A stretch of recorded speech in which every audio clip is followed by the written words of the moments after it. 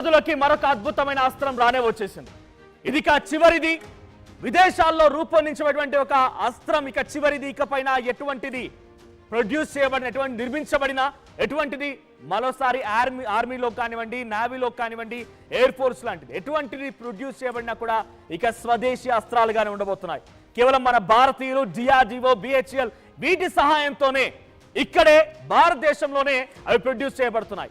ఇది 2016లోనే భారత ప్రభుత్వంలో మోదీ ప్రధానిగా అయిన తర్వాత 2016లోనే దీనికోసం రూపకల్పన చేసి, ఆలోచన చేసి రష్యాలో ఒప్పందంలో భాగంగా INS Sushil and INS Tamal రెండింటిని కూడా రూపొందించాలని చెప్పి 8,000 కోట్ల రూపాయల ప్రాజెక్ట్ ఇది. సో ఇండివిజువల్ గా ఈ ఐఎన్ఎస్ తమల్ యొక్క ఖర్చు ఎంత అంటే 4,000 కోట్ల రూపాయలు. సో సుమారుగా 3 నెలల పాటుగా రష్యాలో టెస్టింగ్ చేసిన తర్వాత ఈ రోజే ఇండియన్ నేవీలోకి ఐఎన్ఎస్ జల ప్రవేశం చేసింది. ఒకసారి విజువల్స్ చూడండి. ఆ విజువల్స్ చూస్తుంటేనే రోమాలు నిక్కపొడుస్తూ ఉన్నాయి. ఆ విజువల్స్ చూస్తుంటేనే శత్రు దేశాల్లో చెమటలు పడుతూ ఉన్నాయి. వాళ్ళకి ఏకంగా కళ్ళు మూసినా కూడా ఇదే గుర్తు రావాలి. ఎందుకంటే it's a multi role stealth guided missile frigate. ఇది అంటే మల్టీ టాస్కింగ్ లో కూడా అద్భుతంగా ప్రదర్శించగలుగుతుంది. ఎటువంటి సమయంలో అయినా, ఎయిర్ టు ఎయిర్ అయినా, సర్ఫేస్ టు ఎయిర్ అయినా, సర్ఫేస్ టు సర్ఫేస్ అయినా, ఎటువంటిదైనా ఒకే వ్యక్తి పదుల పనులు చేస్తే ఎలా ఉంటుందో ఇది ఈ నావల్ షిప్ ఐఎన్ఎస్ తమల్ అనేది అటువంటి అద్భుతమైన ప్రదర్శన ఇవ్వబోతోంది. సో దాని తాలూకా విజువల్స్ ని మీరు ఆర్టీవీ స్క్రీన్ పైన చూస్తున్నారు. అద్భుతమైనటువంటి ఒక ఐఎన్ఎస్ తమల్ ఇది. నిజానికి ఇటువంటిది ఎప్పుడు కూడా ఇంతవరకు భారత్ లోకి ఎంట్రీ ఇవ్వలేదు. For first time INS Tamal entry ఇవ్వడంతో భారత ప్రభుత్వం కానివ్వండి, భారతీయులు కూడా చాలా పెద్ద ఎత్తున ఆనందోత్సవాల్లో మునిగిపోయారు. బికాస్ శత్రు దేశాలని ఒక కంట కనిపెట్టడంలో ఐఎన్ఎస్ తమల్ అంతటి ఒక పక్కాగా ప్రెసిషన్ గా స్టెల్త్ టెక్నాలజీతో, అంటే ఒకవేళ కనుక నిజంగానే శత్రు దేశాల యొక్క రాడర్లు సైతం పసిగట్టలేవు. స్టెల్త్ టెక్నాలజీ అంటే అదే. ఒకవేళ ఉదాహరణకి పాకిస్తాన్ పైన దాడి చేయాలంటే డైరెక్ట్ గా పాకిస్తాన్ చివరిగా ఆ పోర్టు వరకు వెళ్ళి దాడి చేసేటువంటి ప్రయత్నం చేసినా కూడా ఆ రాడార్ సిస్టమ్ కనిపెట్టలేవు. అటువంటి ఒక అద్భుతమైనటువంటి టెక్నాలజీతో కూడుకున్నటువంటి ఈ మిసైల్, ఈ యొక్క తమల్ ఇది ఐఎన్ఎస్ తమల్ నావల్ షిప్ ఇది. ఒకసారి దాని ప్రత్యేకతలు చూద్దాం. ఇది ఈ రోజే రష్యాలో 3 నెలల పాటుగా టెస్టింగ్ చేసిన తర్వాత అక్కడ జలప్రవేశం చేసింది. రష్యాలోని కాలివిన్ గ్రాడ్ లో ఐఎన్ఎస్ తమల్ జలప్రవేశం చేసింది. ఇక నావీలోకి మరికొన్ని రోజుల్లోనే అందుబాటులోకి రాబోతోంది. ఇక్కడ రష్యాలో ఇది ఎంట్రీ ఇచ్చింది, జలప్రవేశం చేసిందని అంటే మరికొన్ని రోజుల్లోనే ఇక భారత ఆర్మీ చేతిలోకి వస్తోంది. నెక్స్ట్ ఏంటంటే అత్యాధునికమైనటువంటి సాంకేతికతతో నౌకను తయారు చేసింది Russia. Sophisticated technology, high grade technology. ఇప్పటి వరకు అక్కడ రష్యా దగ్గర ఉన్నటువంటి ఒక అద్భుతమైన టెక్నాలజీ లేదు.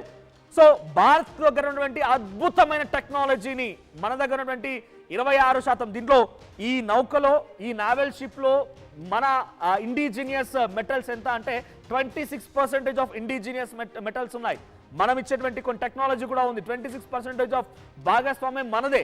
సో రష్యా రూపొందించవచ్చు, 4,000 కోట్ల రూపాయలు దీనికోసం వెచ్చించవచ్చు, కానీ పూర్తిగా భారత్ యొక్క కష్టం కూడా ఇందులో ఉంది.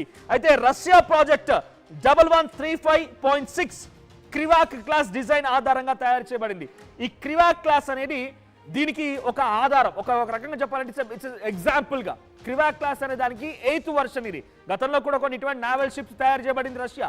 సో దాంట్లో 8th వర్షన్ ఇది క్రివాక్ క్లాస్ ఆధారితంగానే ఈ ఇండియన్ నావల్ షిప్ తమల్ ని రెడీ చేయడం జరిగింది. Next multi role stealth guided missile frigate INS Tamal. So INS Tamal అనేది ఏం చూడండి, multi role stealth guided missile frigate. Multi role అంటే మీకు అర్థమై ఉంటుంది, మల్టిపుల్ గా ఇది పర్ఫార్మ్ చేస్తామని, మల్టిపుల్ రోల్స్ ని ప్లే చేస్తుంది దానికి. స్టెల్త్ గైడెడ్ అంటే స్టెల్త్ టెక్నాలజీ అంటే ఇది ఇక్కడ అర్థం ఏంటంటే రాడార్ కి సైతం అంత చిక్కదు. బేసిక్గా రాడార్ అంటే ఏంటి, మనం భారత్ పాకిస్తాన్ యుద్ధంలో చూసాం. పాకిస్తాన్ భూభాగంలో నుంచి ఒక మిసైల్ పైకి లేచి మన భూభాగంలోకి వస్తుందనగానే గాల్లోనే దాన్ని గుర్తించి గాల్లోనే పేల్చేయగల సామర్థ్యం. సో గుర్తించడం అనేది రాడార్. ఒక ఆబ్జెక్ట్ వస్తుంది అని గుర్తించడం radar. Stealth guided missile frigate అంటే ఏంటంటే ఇది స్టెల్త్ గైడెడ్ అంటే ఒకవేళ ఈ నావల్ షిప్ అనేది పాకిస్తాన్ భూభాగంలోకి వెళ్తుందనంటే ఆ భూభాగంలో కనుక రాడార్ సిస్టమ్ పాకిస్తాన్కి ఉంటే అది గుర్తించలేరు. అటువంటి ఒక టెక్నాలజీతోని దీన్ని రూపొందించబడింది. Stealth guided technology, stealth guided missile టెక్నాలజీతోని దీన్ని రూపొందించడం జరిగింది. ఫ్రిగేట్ అంటే ఇక్కడ ఇట్స్ అ నావల్ షిప్, దాన్ని ఒక యుద్ధ నౌకగా ఫ్రిగేట్ అని చెప్తూ ఉంటారు. సో ఇక్కడ 125 మీటర్ల పొడవు ఉంటుంది. ఇది 125 మీటర్ల పొడవుతో 3900 టన్నుల బరువుతో ఐఎన్ఎస్ తమల్ అనేది ఉంటుంది. అర్థం చేసుకోండి ఎంత స్పెషాలిటీ అనేది. సో గతంలో అనేక రకాలుగా నావల్ షిప్స్ ఉన్నాయి, ఎయిర్ క్రాఫ్ట్ క్యారియర్స్ ఉన్నాయి, కానీ దీనికి ఉన్నటువంటి స్పెషాలిటీ ఏంటంటే ఇది 125 మీటర్ల పొడవు ఉంటుందట, 3900 టన్నుల బరువు కూడా ఉంటుందట. నెక్స్ట్, సో ఇట్లా చూసుకుంటూ పోతే ఐఎన్ఎస్ తమల్ యుద్ధ నౌకలో పెద్ద పెద్ద ఆయుధాలు ఉంటాయి. మరి ఏంటి ఆయుధాలు? Multi role, right? Multi role అని చెప్పాం కాబట్టి ఆ మల్టీ రోల్ ఏంటనేది ఇప్పుడు మీకు చెప్తాను. ఒకసారి మల్టీ రోల్ పే చేయండి. INS BrahMos super Sainik missiles ఉంటాయట. ఆ మిసైల్ ఇన్బిల్ట్ గా డైరెక్ట్ గా దీనికి ఎయిర్ క్రాఫ్ట్ క్యారియర్ అవసరం లేదు. ఇక ఈ నావల్ షిప్ లో నుంచే డైరెక్ట్ గా మిసైల్ లాంచ్ అనగానే మిసైల్ లాంచ్ అయిపోతుంది. ఎటువంటి మిసైల్స్? 450 కిలోమీటర్ల రేంజ్, మీడియం రేంజ్ మిసైల్స్ ఉంటాయట. సో దీనికి మళ్ళీ సెపరేట్ గా ఒక మిసైల్ లాంచ్ కోసం మిసైల్ లాంచ్ వెహికల్ కానివ్వండి, ఎయిర్ క్రాఫ్ట్ క్యారియర్ ఇవన్నీ అవసరం లేదు. డైరెక్ట్ గా ఈ ఐఎన్ఎస్ తమల్లో నుంచి ఆ మిసైల్ మనం ప్రయోగించవచ్చు. ఇకపోతే షిల్ట్ 1 ఎయిర్ డిఫెన్స్ మిసైల్ ఉంటాయంట. షిల్ట్ 1 ఎయిర్ డిఫెన్స్ మిసైల్స్. నెక్స్ట్ ఇంకా సో ఇక్కడ 100 mm naval guns AK-630 system కూడా ఉంటుందట. సో అంటే ఒక క్షణంలో 100 సంఖ్యలో బుల్లెట్స్ దూసుకుపోయగల ఒక సామర్థ్యం ఇన్బిల్ట్ ఉంది దీంట్లో. దీనికోసం మళ్ళీ స్పెషల్ గా ఒక ఎయిర్ క్రాఫ్ట్ క్యారియర్, దీనికోసం మళ్ళీ స్పెషల్ గా ఒక మిసైల్ లాంచ్ ప్యాడ్స్ ఇవేం అవసరం లేదు, డైరెక్ట్ గా ఈ షిప్ లోనే ఇన్బిల్ట్ అయి ఉంటాయి. ఇక్కడ యాంటీ సబ్మెరైన్ టర్పెడోలు, తర్వాత రాకెట్ లాంచర్లు. సో సబ్మెరైన్స్ బహుశా మీరు ఎవరైనా కనుక సినిమాలో గాజీ సినిమా చూస్తే మీకు అర్థమైపోతుంది సబ్మెరైన్స్ ఎలా ఉంటుంది, తర్వాత టర్పైడ్ ఎలా బయటకు ప్రయోగిస్తారనేది. సో ఆ టర్పైడ్లను సైతం ఎదుర్కోగా system anti torpedo, anti submarine టర్పైడ్లు, at the same time rocket లాంచర్లు కూడా ఈ దాంట్లో ఇన్బిల్ట్ చేసి ఉన్నాయి. ఇక నెక్స్ట్ ఏంటంటే vertical.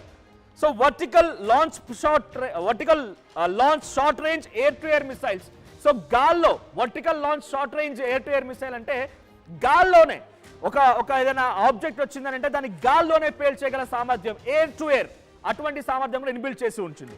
Next media range surface to air missile, surface నుంచి ఎయిర్.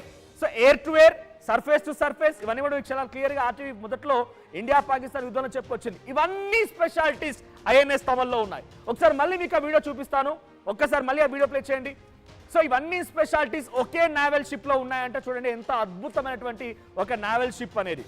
సో ఇక్కడ మీ విజువల్ కనిపిస్తుంది కదా, ఏకంగా ఇది మన నావీ విడుదల చేసిన వీడియోస్ ఇవన్నీ కూడా చూడండి ఎంత అద్భుతమైన దృశ్యాలు అనేది. సో రష్యా, ఎస్ ఇక్కడ చూడండి, ఇక్కడ స్పెషాలిటీ ఏంటనేది మళ్ళీ మీకు చూపిస్తాను ఒకసారి. Holes and PCR.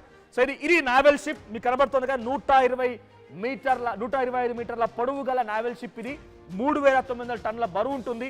సో ఇక్కడ ఇందాక మీకు స్పెషాలిటీ చెప్పాను కదా, ఇది Tamal F-71 multi role stealth guided missile frigate. ఇది ఆ పూర్తిగా మిషన్, ఆ నావల్ షిప్ పూర్తి విజువల్ ఇవన్నీ కూడా. నెక్స్ట్ దీనిలో స్పెషాలిటీస్ మీకు కొన్ని చెప్పుకొచ్చాను. బ్రహ్మోస్ 100 mm గన్స్ అని చెప్పి, ఒకసారి అవి కూడా చూపిస్తా, ప్లే చేయండి. ఎస్ ఇక్కడ చూసారు కదా, ఎస్ ఇది ఇక్కడ మీకు ప్లే చేస్తున్నాను చూడండి. ఇది AK-630 close in weapon system. ఇటువైపు మీకు కనిపిస్తుంది కదా, ఇది ఇన్బిల్ట్ అది. దీనికి పెద్దగా మ్యాన్ పవర్స్ అవసరం లేదు, ఆటోమేటెడ్